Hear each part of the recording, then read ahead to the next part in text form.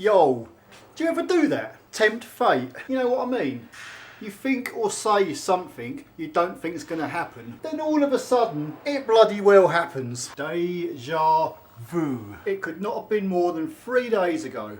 I sat in this office spouting off how I haven't changed a suspension component on a Mark 5 Ford Mondeo yet. Obviously when I say not change the suspension component, I mean down to general wear and tear. I have changed many suspension components due to the drivers ramming the cars into brick walls, and what bloody well happens? A Mark 5 Mondeo comes in 3 days later with a worn out bottom ball joint. And yeah, this ball joint, or should I say this car, has done 137,000 miles. But I will point out, this is the first bottom ball joint I have ever had worn out on a Mark 5 Mondeo. Because I tell you from now, from the Mark 3 Mondeo up into the Mark 5, the front bottom ball joints last ever so well. I think a lot of these ball joints, they'll do well over 200, 300,000 miles without getting worn out. So we'll just blame this one on the driver smashing his wheels into curbs, eh? That sounds like a good answer to it. Anyway, before I get to work, I'm just going to have a cup of tea, because that's what us British do, innit?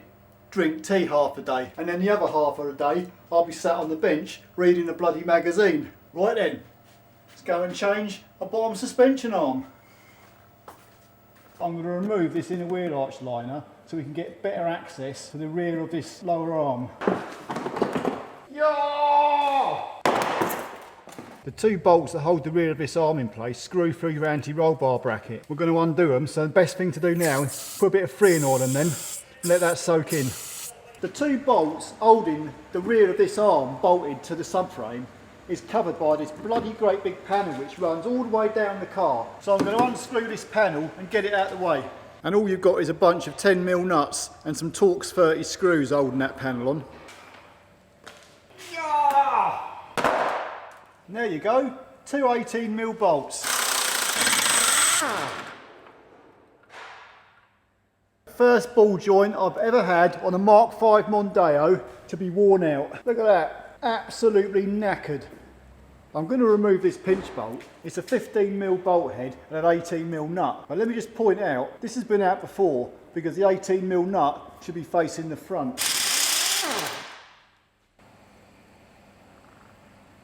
I'm just going to spray a bit of oil on this joint before I try and separate it. It'll just ease it a little bit for coming out. And with a lever between the ball joint and the hub, that should come out pretty easily. I'm going to remove this centre hub nut, so when I pull this whole hub out a bit, I'm not going to separate the inner CV joint by mistake. And I'll just punch this drive shaft back through the hub a little bit. And that's quite loose now. And lastly, 21mm bolt that holds the front of our arm to the subframe. So I'll whack that out. And this arm should wriggle out now. You see why I wanted to pull the drive shaft out of the hub, so I could pull the whole hub forward. That would give me enough clearance so I can get this arm to be level. Because if it's not level, you're going to struggle getting these back bolts out. With it level, the bolts will just fall out and the arm will come straight out of the subframe, no problem. But yeah, look at this play. That's actually quite bad, because this is actually quite a big ball joint. You'll notice this whole arm comes as one great big assembly. Ball joint, bushes, the lot.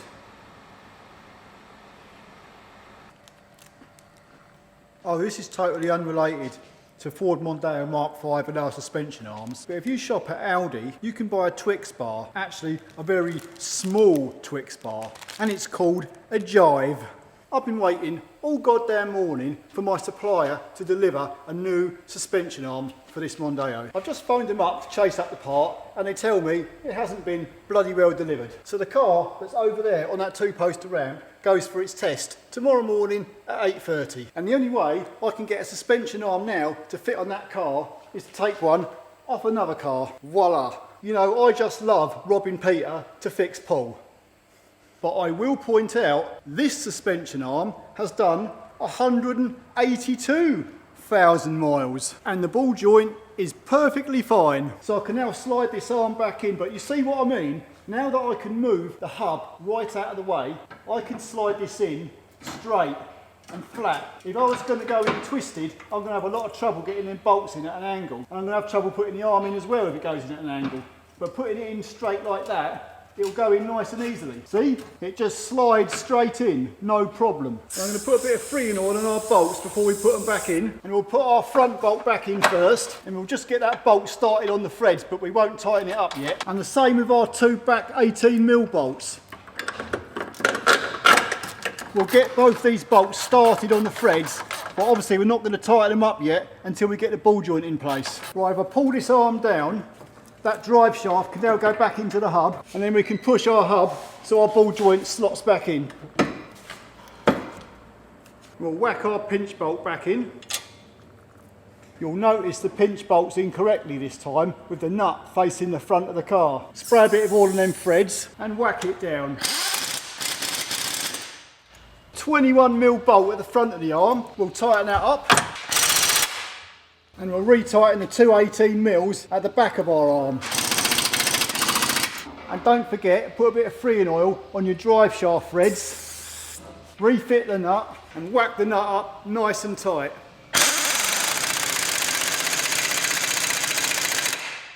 So there you go, one lower arm with 182,000 miles on it. So all that really leaves now is your underfloor tray and your wheel arch liner.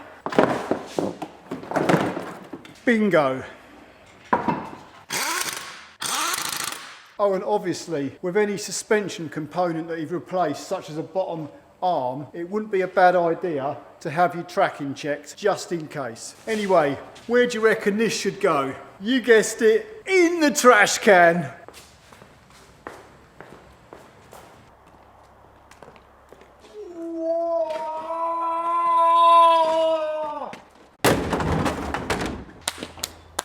Job's a frigging good un. See ya.